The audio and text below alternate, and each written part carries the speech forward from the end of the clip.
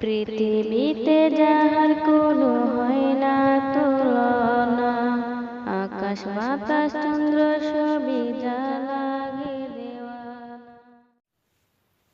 আসসালামু আলাইকুম ওয়ারহমতুল্লাহ ওয়াবারাকাতুহু। প্রিয় ভাই ও বোনেরা, জেনে নিন ফরজ নামাজের পর যে দোয়াটি পাঠ করলে সকল গুনাহ মাফ হয়ে যায়। চলার পথে আমরা অনেকেই জেনে না জেনে কতই গুনাহ করে থাকি। তবে মহান আল্লাহ তাআলা পবিত্র কুরআনে গুনাহ থেকে মুক্তি লাভের কিছু পথ বলে দিয়েছেন। আর মহানবী সাল্লাল্লাহু আলাইহি সাল্লাম মহান আল্লাহ তাআলার আদেশ ব্যাখ্যা করে উম্মতদের বুঝিয়ে দিয়েছেন।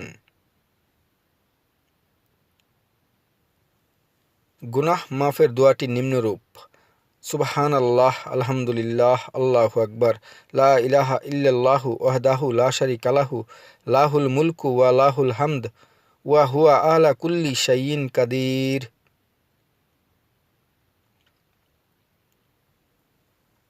বাংলা উচ্চারণ: সুবহানাল্লাহ ৩৩ বার, আলহামদুলিল্লাহ ৩৩ বার, আল্লাহু আকবার ৩৩ বার, লা ইলাহা ইল্লাল্লাহু ওয়াহদাহু লা শারীকা লাহু, লাহুল মুলকু ওয়া লাহুল হামদ, ওয়া হুয়া আলা কুল্লি শাইইন কাদির একবার, অথবা আল্লাহু আকবার ৩৪ বার পড়বেন।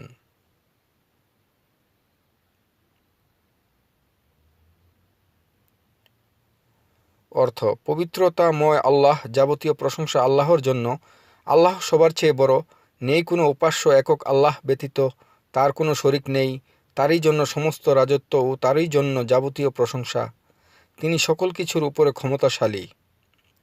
সূত্র: মুসলিম, মিশকাত, হাদিস নম্বর 966-967, সালাত অধ্যায় 4, সালাত পরবর্তী জিকর, অনুচ্ছেদ 18। রাসূলুল্লাহ সাল্লাল্লাহু আলাইহি সাল্লাম বলেন, যে ব্যক্তি প্রত্যেক ফরজ সালাতের পর উক্ত দোয়া পাঠ করবে তার সকল গুনাহ মাফ করা হবে, যদিও তা সাগরের ফেনা সমতুল্য হয়।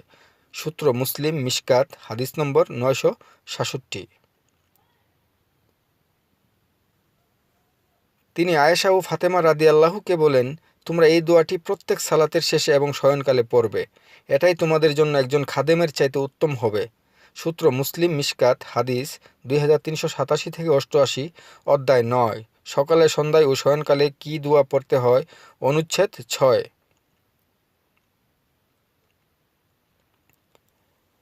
প্রিয় ভাই ও বোনেরা, অনুগ্রহ করে লাইক, কমেন্ট, শেয়ার, সাবস্ক্রাইব করে ইসলাম প্রচারে সহযোগিতা করুন। আল্লাহ আপনাদের সবাইকে উত্তম প্রতিদান দান করুন। আমিন। জাযাকাল্লাহ খায়ের। আসসালামু আলাইকুম ওয়া রাহমাতুল্লাহ ওয়া বারাকাতুহু।